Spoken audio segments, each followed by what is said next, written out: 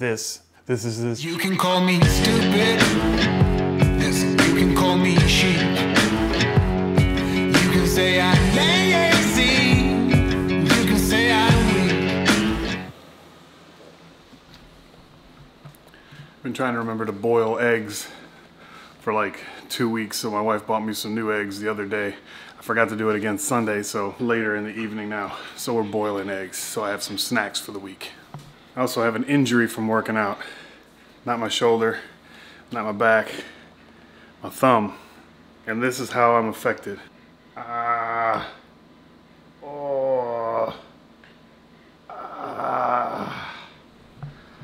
The only time my thumb hurts is when I'm using my phone and reaching on my phone for something. Struggle's real.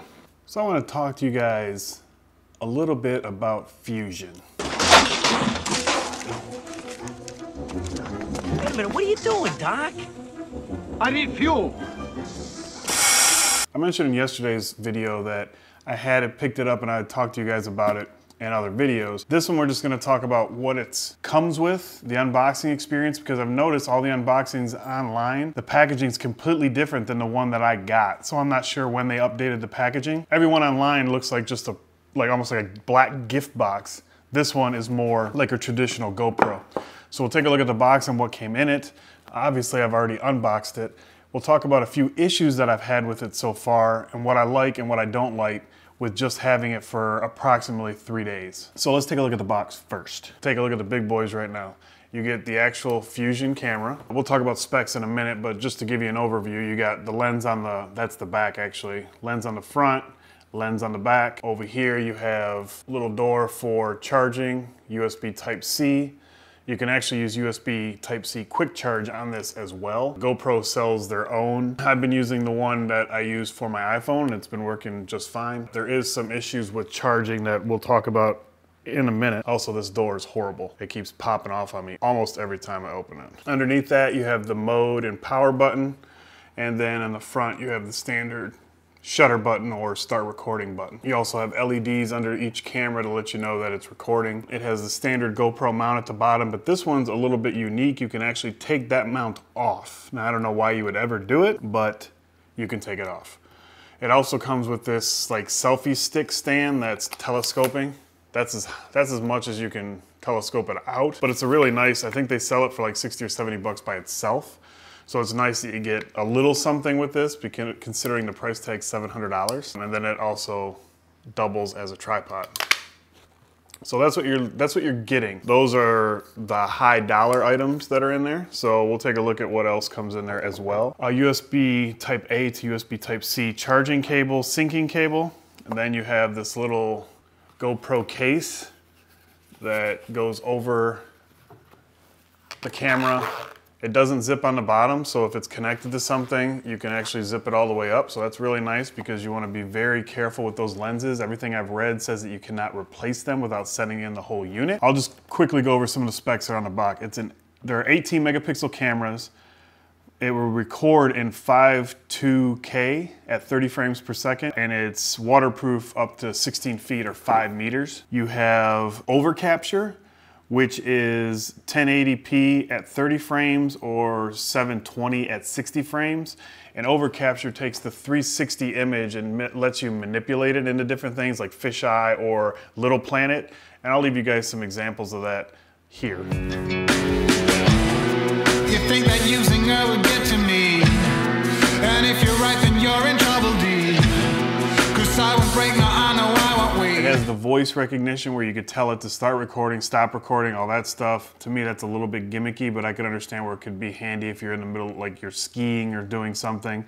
It also has 360-degree sound, which I haven't used yet. I haven't really had that much time to test it. I've been really busy since I picked it up. Back here it says Android and iOS apps. Everything I've seen online says the Android app is not available. I haven't looked yet.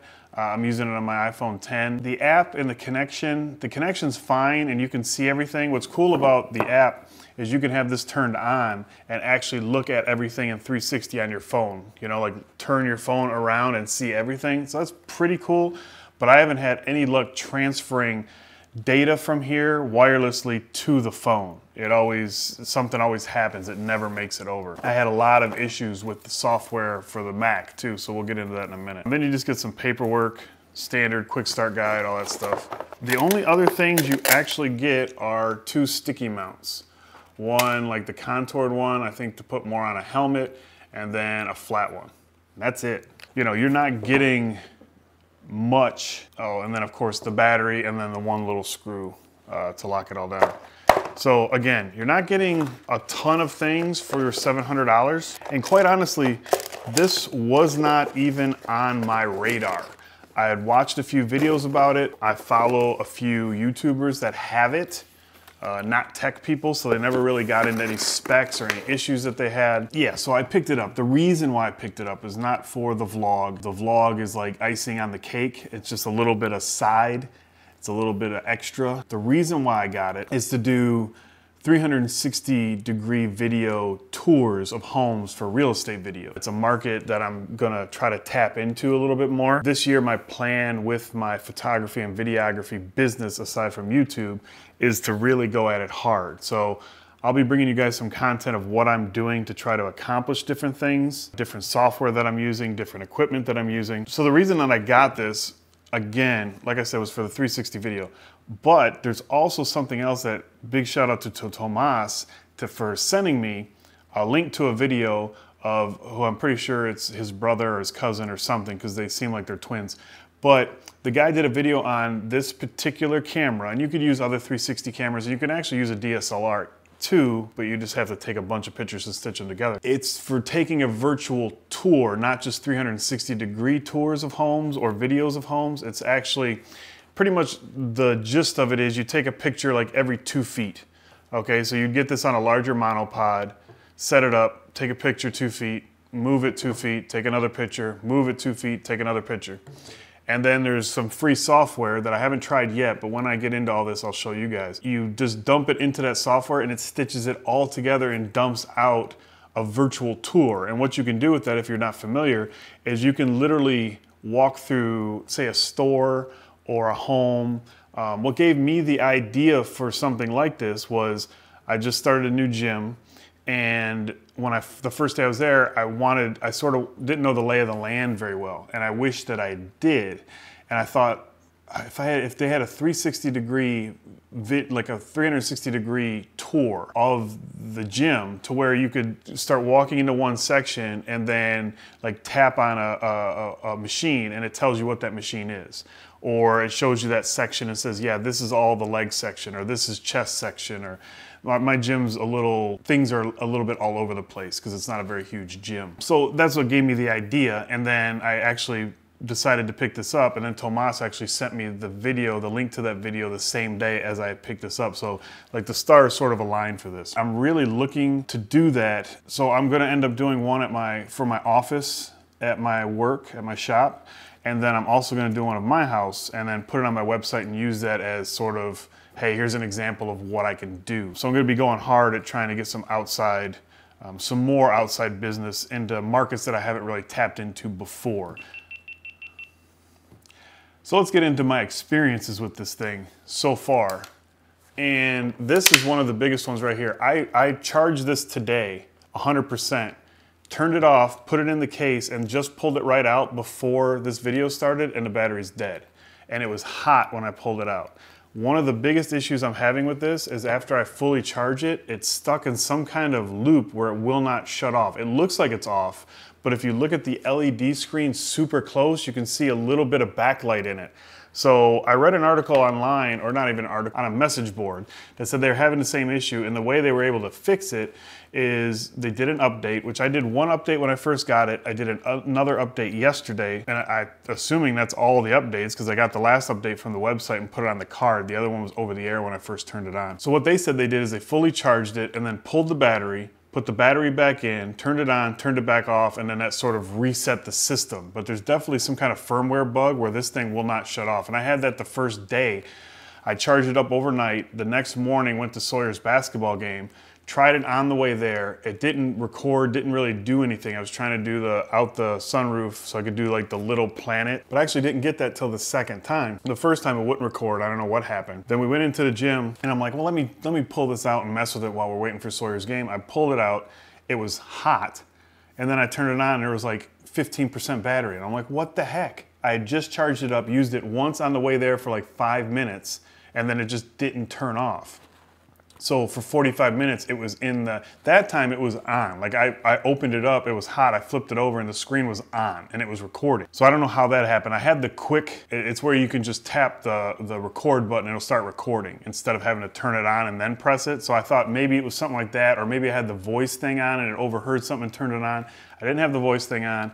I ended up turning on the quick launch thing, but I'm still having the same issues. So that's a huge issue because not only is it killing the battery, so now I can't trust that I'm gonna charge it, put it in my bag, and then when I need it, pull it out and have 100% charge. So that's a big, big problem. The other thing is the software on the Mac is horrible. It's called Fusion Studio, I believe. And it's just bad. And the first day, my iMac, I can edit 4K video. Like I don't really have too many problems, but that software, like it locked up my computer like crazy. I ended up having to put it on my MacBook Pro, my 2016 MacBook Pro, and it can handle it pretty well. But then there's issues with, there's 2 SD cards in this. So in the battery slot in this area on this side, you have an SD card for this camera and an SD card for this camera. So, and those don't come with it, so you have to buy high-speed SD cards. Luckily, I had 2 128 gigs laying around, so I put those in there. They've been working fine, no issues with that. One, I tried plugging in the camera. You can plug the camera in, it gives you 2 options. Plug the camera in and check for footage, or you can pull the footage from the SD cards and put it on your, your desktop and pull it in. I watched a video that said, make 2 individual folders, this one for the front footage, this one for the back footage, put them all in there, blah, blah, blah. That didn't work. Ended up, I found a post that said, no, just dump it all into one.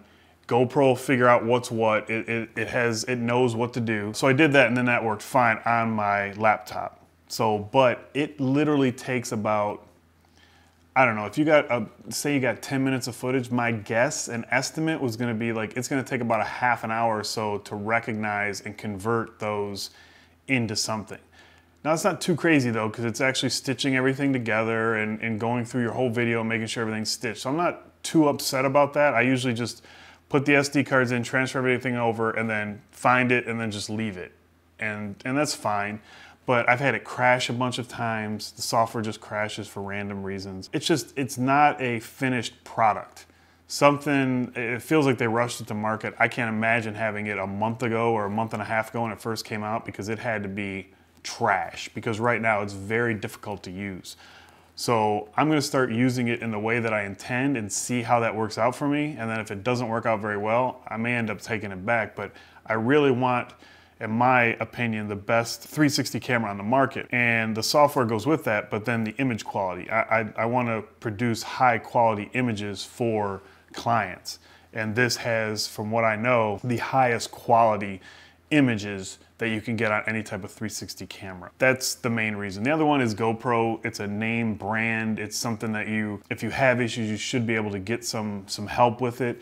But who knows, with the way GoPro's going, they could be gone next year. I'm hoping for the best. My fingers are crossed. I'm praying that this thing works out for me and then I can start using it and actually recoup my money for spending. Because like I said, it's $700. $700 is a good chunk of change. Also, they don't have, at this time, they don't have any like external battery chargers. So if you buy extra batteries for this, you have to charge it through the camera, which as I've told you, I wish I had an external charger, because I would charge a couple batteries and leave them out of the camera until I needed it, because I have no confidence that this camera knows how to shut itself off. I'm hoping a firmware fixes that. If not, I'm gonna contact GoPro and see if maybe I have a faulty unit. And like I said, I'll be showing you more stuff, how I use it, with different walkthroughs. I'll show you guys the software. I'm not gonna get into the software today, I just wanna tell you about it, but I'll probably walk you through it one time, show you like a project, put it in there, show you guys the footage, what it does. We'll get into that in the next couple days. I just wanted to bring this to you guys, let you know what I got, let you know my plans for it, and then I'll bring you more info in the future. Again, this is, like I said, this I haven't seen this. I don't know when they changed this box over. This is the new packaging, I guess, that I just did for that section of the video. I'll just show you guys real quick. This lamp in from the living room. I got the Bloom from my bedroom that I usually use for the podcast. I have a Philips Hue light above the sink that I changed to like a pink. Boiling eggs. And then this is what I was looking at here. I just bought a small light over there, turned off all the overhead lights. Worked out pretty good. Let me know what you guys thought of that scene down below.